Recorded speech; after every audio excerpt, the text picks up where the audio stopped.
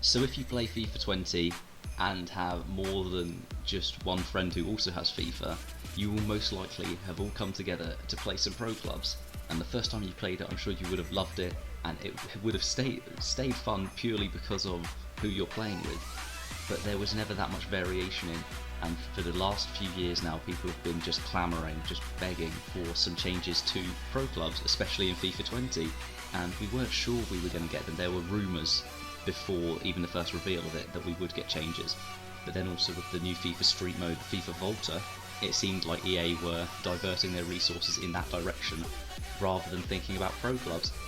And I've never been happier to be mistaken in my life, because they have now released their pitch notes for the changes to the FIFA 20 Pro Club system from FIFA 19. First up is customization. They say that obviously creating your own personal character is a huge part, and they're adding a new avatar system that replaces all of the previous player creation, and that includes pro clubs, so you'll have that in career mode if you make your own career guy. They've also added more morphing options and skin tones, they say. The skin tones, I assume, will just be a slider where you can have basically every shade from the most pale to the least. You can still change your commentary name, and obviously set your default celebrations and how you take your set pieces. All I hope from this player creation is that they don't leave it so that they have preset options that make them look normal. It doesn't look like they will. But if you've played Pro Clubs Online, you'll know that there are so many teams, and this does include me, that don't like to create themselves in it, although this might seem more possible with the new system. They like to create the biggest abominations that you possibly can and just see them running around on a pitch. They've also added new positions, which has been very nice, because I spent ages with my last Pro Clubs player trying to figure out how to change my guy from a right mid to a right wing, and it turns out that it was just never a thing, and I couldn't find it, and it just never was. Neither were wing backs and neither were left or right forwards. They are all coming to the game now in Pro Clubs. They've also changed progression, which means that you can when you choose to make your guy really tall and maybe really heavy, you're not going to be able to have 80 something pace as well like you could in previous FIFAs. So they call it a risk versus reward system, and it means that if you go for a very strong guy, then you're not going to be a very fast guy, and if you go for a small guy who's going to leg it down the line, you're not going to be as good at protecting the ball and shielding from other players. This to me sounds like a change that happened with NBA. Some of you might not have played that, but in 2K15, this is a long time ago, you could invest any points that you earned into any attributes, and some of them would have different caps, but you could be very proficient at pretty much everything. And then instead they introduced archetypes where you would choose your position and then your size and your wingspan, and that would have effects where you can't be good at everything. And so that seems to be what they're doing with pro clubs, which makes it more fair, because if you have a fast guy, you don't want to have him getting outpaced by another fast guy who's actually a full foot taller than you. When you start, you'll be at 80 ratings, and then you can earn it from your drop-ins, your leagues and cup matches, which has some very interesting changes that are coming up in a second. And they've also introduced over 30 additional traits for FIFA 20 that they say will take customization to the next level. Now that was all of the more in-depth, like creating a player system.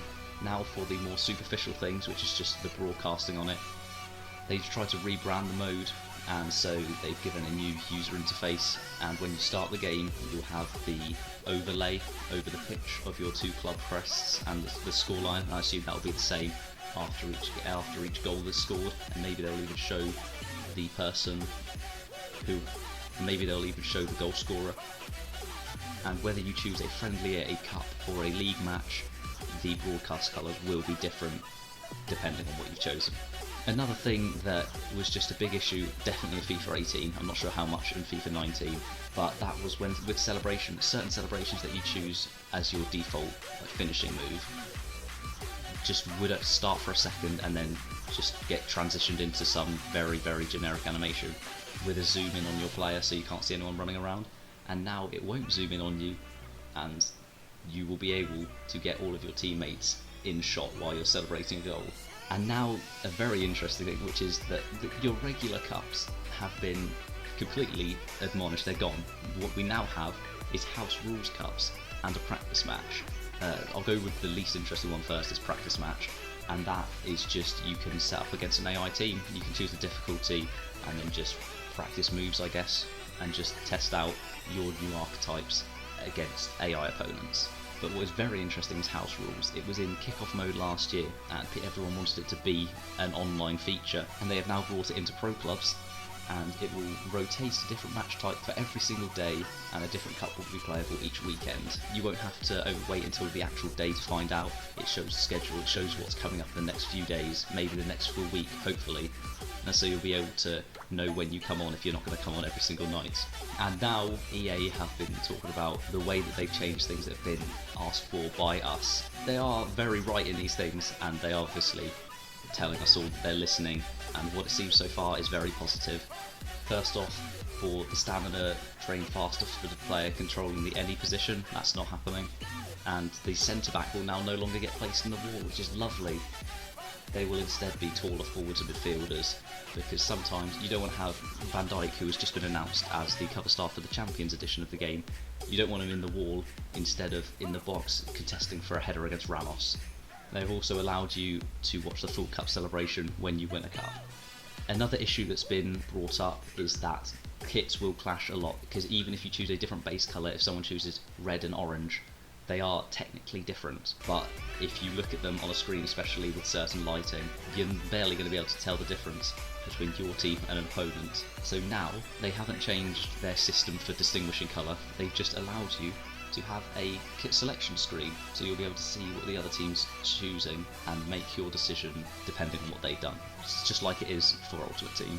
And that is everything now for pro clubs. It's extremely positive. I'm so glad that they've made these changes, and house rules sounds like it's going to be an amazing thing just to mess around, just to have fun with. I think, especially now that we've been given pro club stuff, I was being slowly convinced just from Volta, but the fact that pro clubs have been changed as well, and so I'll be able to do this with friends, I will most likely get FIFA 20. I know I'm a sucker and maybe the gameplay is going to suck, but the gameplay wasn't great in FIFA 18, and the number of games that I played purely because I was playing with a mate, and it's not necessarily the game, but it's the chance just to play this with a friend that is going to lead me to almost definitely be buying FIFA 20 this year, and I'll be making videos on it.